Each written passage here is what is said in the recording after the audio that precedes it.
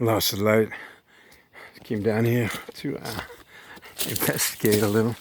But, anyhow, I'm not getting any good light on the reservoir. Well, reservoir. You can drink out of it, but I'm gonna head off to talking to myself. May not be the best conversation I have all day long, but rank on the list, right? My voice these last few years, for whatever reasons, it's supposed to have that change. I was like 12 years old, 13 years old. I also say that your age of emotional stunting, yeah, I've committed quite a few. What might otherwise indiscriminately be referred to as stunts in my life. But anyhow, what is that all about? Oh, that becomes a little bit stunted. First severe emotional trauma.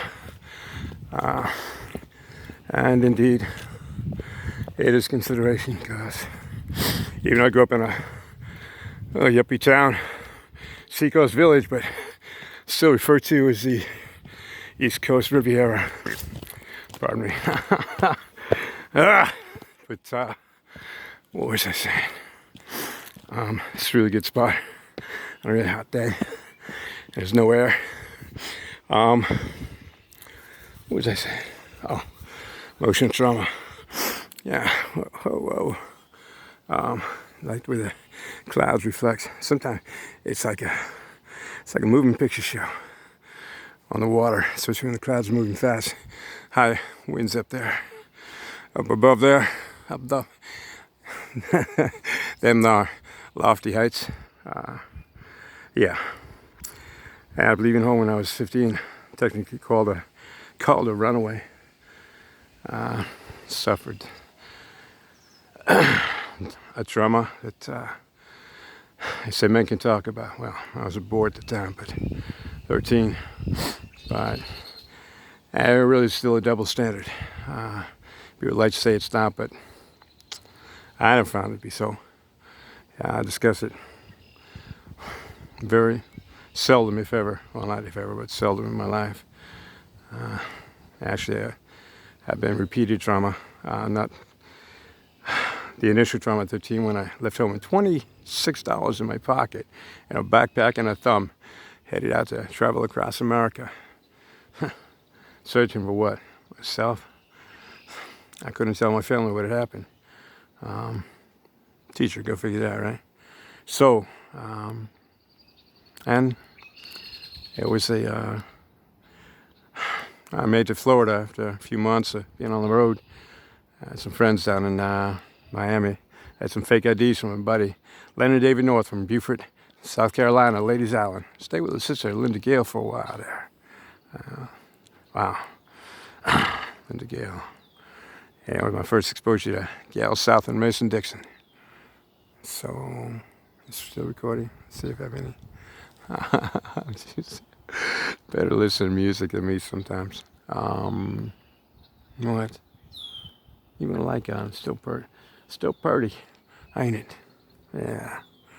Wow. Could be worse for her. I could be reflecting my visage on the water. Thank God for the distance. And God, by the way, is a gal, because if it was a fella, he wouldn't have given us so many sisters. That's too much torture. 4 sisters, ain't fair. Plum ain't fair. God dang it. Anyhow. Where was it? Yeah. Florida. The fake IDs. Worked at a restaurant. And Mediterranean fella at a party. I was drug attacked. Drug in the alcohol. And, that wasn't a good night. Morning, whatever hell it was. And after swim with a hammerhead shark in Miami Bay, about 18 foot long, me and my roommate, Paul, I think. I'm trying to remember his name. I was staying with this gal. She was a Swedish transfer nurse to, I think it was Miami-Dade. Anyways, Lori, L-O-R-I. She had been in a fire when she was younger. She could never wear a two-piece because the damage trooper, here we go. We're going to have a commuter rail coming up this way. And comes out of Boston.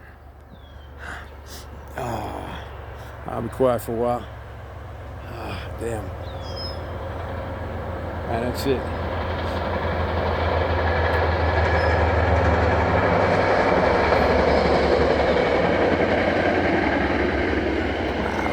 Even louder than me.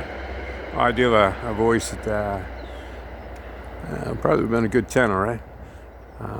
Lori. She was sweet. Long-legged, long blonde hair. Swedish nurse. I was 16. She was, I think, 19. And it was a sad. Left Florida, headed out west again, backpacking Tom. Made it out to LA. My sister was living with her boyfriend from Marblehead, Sully. I was out there for a few months, and Moses, my best friend. We went to Zuma Beach a couple of times. He didn't tell me the first time it was a nude beach in the cove, just south of once you go to Malibu. And what else? Yeah, so when I left a few months later, my sister, I still remember what she said when I was walking up to her apartment complex. She couldn't recognize me. She said my legs were larger because of carrying the weight. I had a 120-pound backpack. I weighed maybe 150 pounds, if that. And I carried books for crying out loud. But so, what's this? He dropped me off on a highway. He didn't want to drop me off. He kept going. We went for like 200-300 miles. He said, "Look, no, you got to turn around, man." And then after that, made it all the way up. Went out to Colorado, Rocky Mountains, climbed Mount Elbert, 14 meters lower than Mount Whittier in California, second highest in the United States. I was on a mountain, 600 people on the mountain, like just a few days, in one day alone.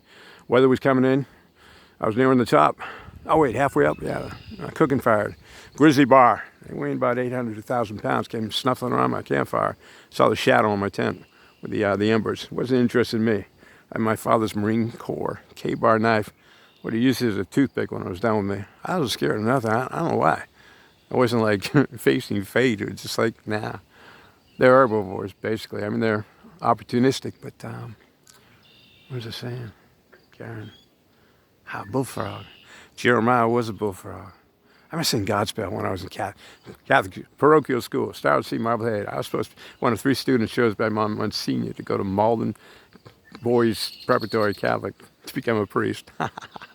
Well, I asked, he had passed away, and one or 2 other remaining priests that were taken over until new Monsignor arrived. I asked him, I says, "Look, how am I going to know about sin unless I committed a few?" Well, I was off that list for that scholarship right away.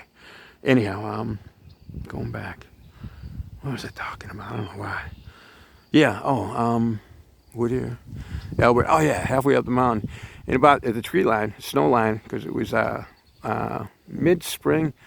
Mountain pass only clear about 3 months out of the year up there, and little bird landed on my wrist. I was eating cranberry granola, and it fed right off my wrist. That was pretty cool. Made it to the top. Last couple hundred yards to go. It was a semi-tech climb where I was headed. Father and son were scrambling on down. And I said, "Wow, how much further? How long did it take you to get down?" "About half an hour." I said, "Cool." He goes, "No." Father said, "It's going to take you a couple of hours." But anyways, he said, you better skedaddle. I don't know if he said skedaddle, but the weather coming in. Made it to the top. And I do remember, only time in my life I ever saw it. I was on the top. Oh, by the way, I was eating some dried apricots. All of a sudden, I saw like 100 heads popping out of the rocks. I'm like, what? I didn't know what the hell they were. Marmots. I could smell the apricot scent on the breeze. It was like a 2,000 to 3,000 sheer foot drop on the other side at the precipice. It's kind of like on cliffhanger when you're standing on the edge there. That was pretty cool. Yeah, so I see the weather came in between the mountains, headed down kind of massive valley, and the clouds were just rolling in, and there was lightning, but it was in the clouds, and it wasn't making it to the ground. I was mesmerized. My eyes, that's a good word, huh? Mesmerized. Take care, y'all.